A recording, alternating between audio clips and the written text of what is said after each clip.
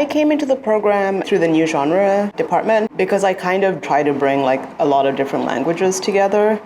It's often been just sort of like project by project what I think the project needs. I really am intrigued by, I know this is sort of like a smaller piece of this installation, but by the wire armatures, like it's a cubist music stand. Yeah, yeah. I wanted to have something that could hang the embroideries.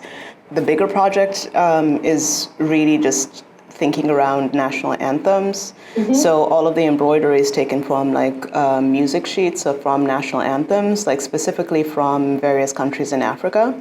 So like post-colonial. Yeah, I was intrigued by the ways in which these countries were thinking of like self-determination, but also how that was still so tethered to like the colonial enterprise. I think I'm very interested in these questions of like contradiction when it comes to identity. Tell me a little bit about your choice to embroider these.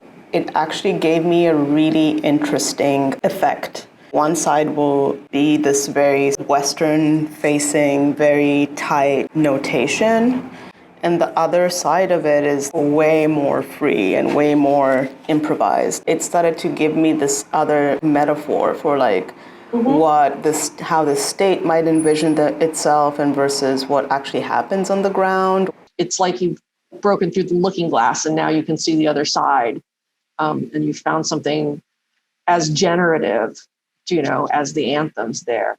Right. So that the embroidery becomes much more sculptural, but it's very much drawing in space. And they're very elegant. They're really wonderful pieces. Tell me a little bit about the speaker that you've made and the music and the sounds that get projected through it. I can hear like a very small child singing.